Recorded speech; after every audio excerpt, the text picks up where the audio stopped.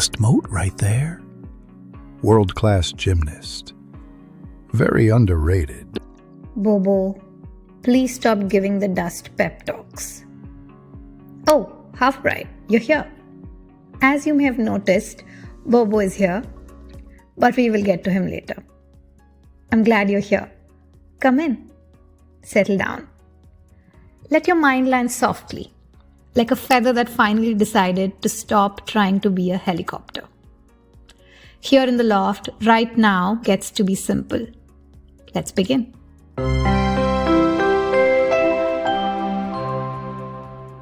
Today's quote comes from the ancient Stoic Seneca, who said, "We suffer more in imagination than in reality." And honestly, he could have been talking about us in 2026. Because the mind, wonderful creature that it is, loves producing full Broadway level dramas about situations that haven't even happened. Let's look at a few. You walk past that group you secretly want to be a part of. They keep talking, don't look up, and your mind is like, "Oh cool, I'm invisible. I'm literally a background NPC." Your teacher says, "See me after class," in a totally neutral voice. And your mind immediately goes, "This is it. My academic career is over. Goodbye college. Hello cardboard box." Your hand shoots up in class, you answer a question, and the cool kid in the back doesn't react at all. Not a nod, not a smile, not even a micro expression. And your mind instantly goes, "Okay, that's kinda sus. Was my answer cringe?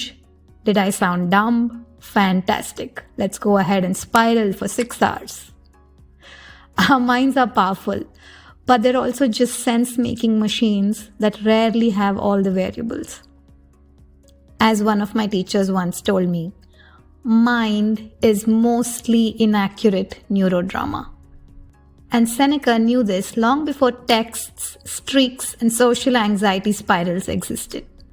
Reality is usually manageable. It's the stories we tell about reality that sting.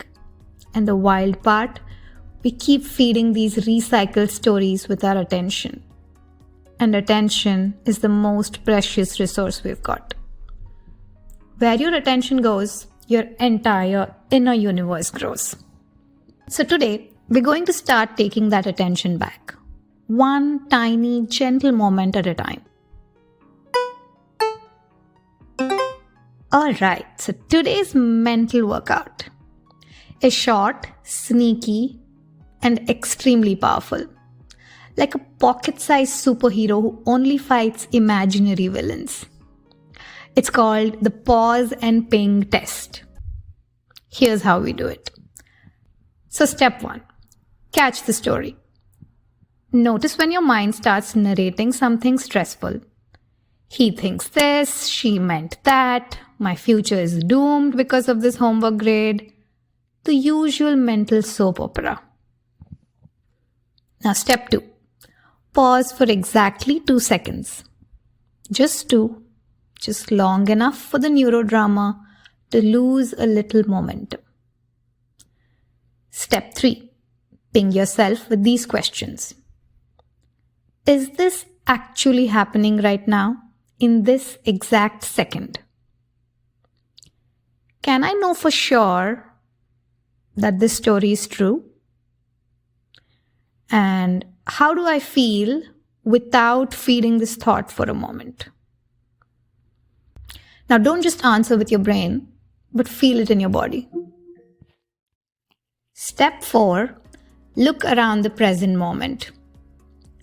Without referencing thought or memory, what's wrong with right now?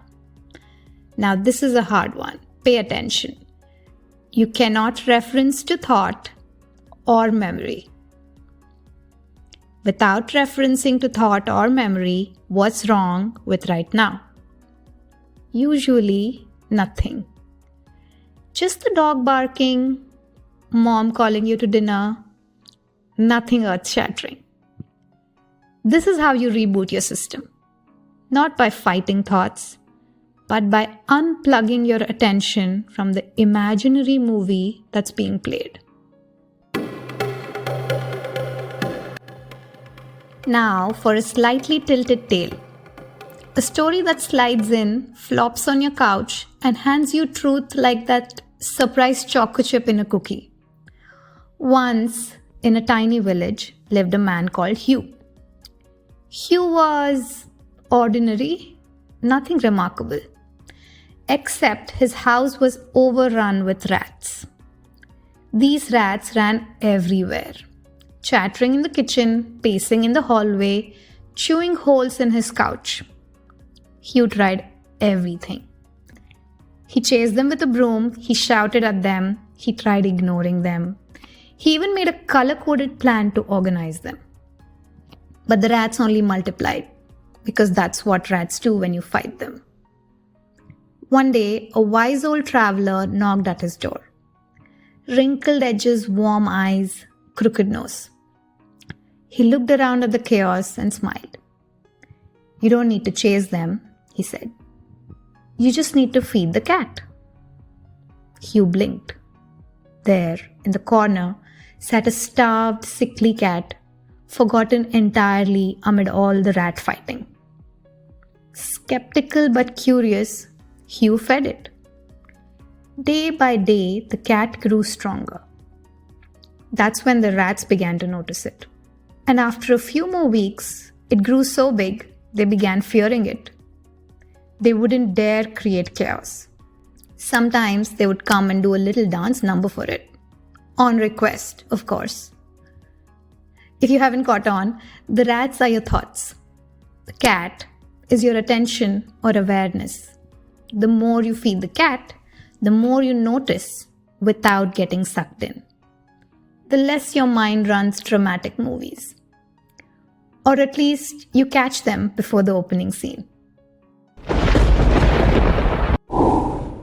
Hey Bobo, wait, don't disappear yet. Thanks for showing up during this episode. How are you doing? I'm a little busy preventing the next galactical catastrophe, but thanks for the small talk. It's cute. Okay, I guess we will just get to the question of the day. Thank you for sending in your questions.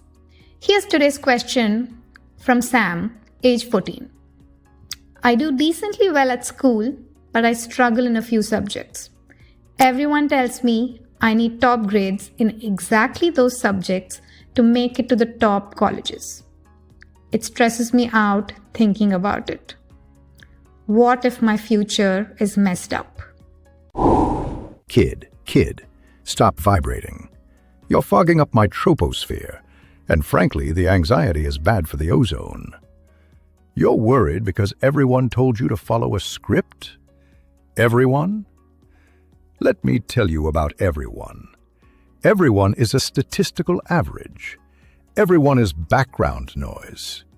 I'm an ancient, sentient cloud, and you're listening to high school guidance counselors? Your priorities are, let's call them microscopic. So you've got a few weak spots. Who cares? You're not supposed to be a Swiss Army knife, good at everything, great at nothing. That's boring. That's mediocre. You think I got to be this magnificent vortex of atmospheric genius by worrying about my barometric pressure in all quadrants? No. I lean in. I'm a hurricane, not a light drizzle. You've got strengths, right? Things you're not just decently well at, but things that click. Things you do for free. Double down on those. Get scary good at them. Be the best you can be at that thing. Your future isn't messed up because you can't diagram a sentence or solve a derivative. Your future is messed up if you spend it being a second-rate version of what everyone told you to be. Top colleges? They don't want another well-rounded drone. They want the next person who's going to build something, break something, or invent something they can slap their name on.